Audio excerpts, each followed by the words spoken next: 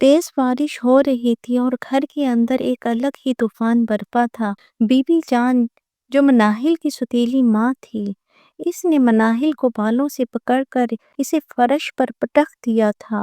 खुदारा मेरे बाल छोड़ दे खाला, मुझे दर्द हो रहा है, मैं सच कह रही हूँ, मैं किसी लड़के के साथ नहीं गई थी। मनाहिल रोते हुए भरी महफिल में दुहाइयां दे रही थी, लेकिन बीबी जान के दिल में रहम कहाँ आया। वो बस मनाहिल को रुस्वा करके इस बूढ़े जिम्मेदार के हवाले करना चाहती थी, जिससे इससे भारी रकम का वादा ले रखा था। कुछ फासले पर मेहंदी की थाल रखे बख्तू के कदम थम गए थे। वो यहाँ का आम सा मुलाजिम था, जिसे सब हकारत से देखते थे, लेकिन इस घर के हर फर्द से इसे नफरत थी।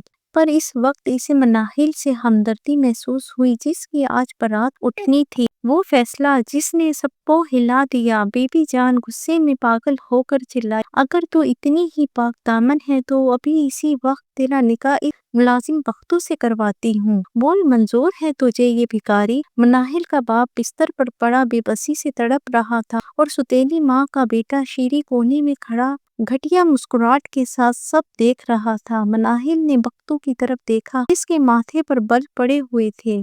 प्लीज खाला, मेरी शादी इस मुलाजिम से मत करें, ये तो 2 वक्त की रोटी को तरसा देगा। मनाहिल गिड़गिड़ाने लगी, लेकिन बीबी जान ने मौलवी साहब को बुलाकर जबरदस्ती निकाह पढ़ा दिया। वो सच जो किसी को मालूम न था, कोई नहीं जानता था। ये आम सा मुलाजिम बख्तू दरअसल इर्तिजा लशारी था। वो मुल्क का अमीर तरीन बिजनेसमैन का बेटा था, जिसका चेहरा देखने को दुनिया पागल रहती थी। वो तो बस मनाहिल की तलाश में यहाँ रूप बदल कर आया था, ताकि अपनी बचपन की मंगेतर को जहन्नम से निकाल सके। जब निकाह हो गया तो मनाहिल रोते हुए बख्तू के साथ एक छोटी सी झोपड़ी में रुखसत हो गई। इसे लग रहा था कि इसकी जिंदगी बर्बाद हो गई है, लेकिन वो ये नहीं जानती थी कि जिस झोपड़ी में वो जा रही है, इसके पीछे एक आलीशान महल और एक ऐसा मुहाफिज खड़ा है, जिसके एक इशारे पर ये पूरा गांव खरीदा जा सकता था। बख्तू, मनाहिल, तुमने आज एक मुलाजिम से निकाह नहीं किया, बल्कि अपनी किस्मत के बंद दरवाजे की चाबी ढूंढ ली है। ये आंसू पोंछ लो, क्योंकि अब तुम्हारी आंखों से गिरा हर कतरा इनके लिए आग बनेगा। मनाहिल,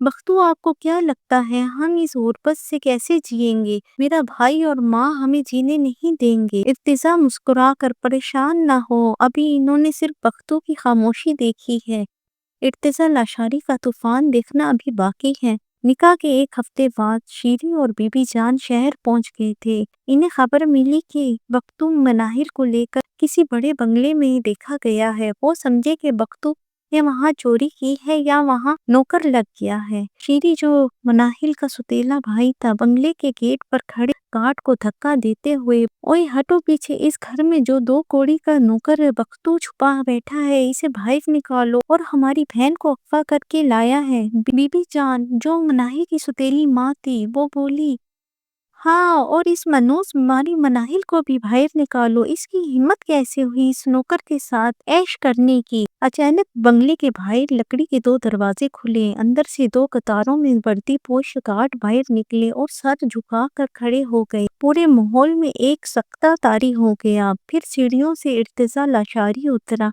आज इसके तन पर वही 3 पीस सूट था, जिसकी कीमत बीबी जान के पूरे गांव से ज्यादा थी। इसके पीछे मनाहिल रेशमी जोड़े में मबलूस, सर पर दुपट्टा लिए एक मलका की तरह वकार से चल रही थी। शीरी आंखें फाड़ कर, बख्तू, ये तुमने किसके कपड़े चोरी कर लिए? और मनाहिल, तो इस नौकर के साथ यहाँ क्या कर रही है? इर्तिजा बोला सर्द लहजे में, जुबान को लगाम दो शीरी, मैं बख्तू नहीं, इर्तिजा लाशारी हूँ, और ये इर्तिजा लाशारी का घर है, और मनाहिल इस घर की मालकन और मेरी बीवी है।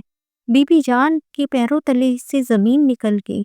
इर्तिजा लाशारी, वो अरबपति बिजनेसमैन? नहीं, ये नहीं हो सकता। इर्तिजा बोला, क्यों नहीं हो सकता? आपने समझा था कि मनाहिल लावारिस है। वो बचपन से इर्तिजा लाशारी की इमानत थी। मैंने बख्तू बनकर आपका हर जुल्म सहा, ताकि मैं देख सकूं कि आप इस मासूम के साथ किस हद तक जा सकते हैं। अब हिसाब का वक्त है। इर्तिजा ने एक फाइल शीरी के मुंह पर मारी। ये तुम्हारे जुए के कर्जों और नशे की सप्लाई के सबूत है। और बीवी जान, आपने जिस जिम्मेदार से मनाहिल का सौदा किया था, वो अब जेल में है, और अगला नंबर आपका है। पुलिस शीरी और बीबी जान को घसीटते हुए बाहर ले गई।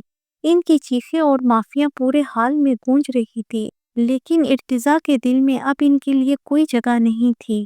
ارتضیٰ مڑا اور مناہل کا ہاتھ اپنے ہاتھ میں لیا۔ مناہل، میں نے تم سے وعدہ کیا تھا کہ تمہاری آنکھوں سے گرا ہر قطرہ ان کے لیے آگ بنے گا۔ آج تمہارا باپ شہر کے بہترین اسپتال میں علاج کروا رہا ہے۔ اب تمہاری زندگی میں کوئی ظلم اور جھگڑا نہیں ہوگا۔ مناہل کی آنکھوں میں شکرانے کے آنسو تھے۔ میں تو آپ کو ایک غریب ڈرائیور سمجھ کر محبت کر بیٹھی تھی، مجھے کیا پتا تھا میرا مرشد اتنا طاقتور نکلے گا۔ ارتضیٰ نے مسکرا کر اس کے ماتھے پر بوسہ دیا۔ محبت طاقت سے نہیں، نیت دی جاتی ہے۔ تم نے بختو کو چنا تھا، اب ارتضیٰ تمہارے قدموں میں پوری دنیا بچھا دے گا۔ اور یوں گھریلو ظلم کی آگ سے نکل کر مناہل ایک سچے مرشد کے سائے میں ایک نئی اور خوبصورت زندگی کی ملکہ بن گئی۔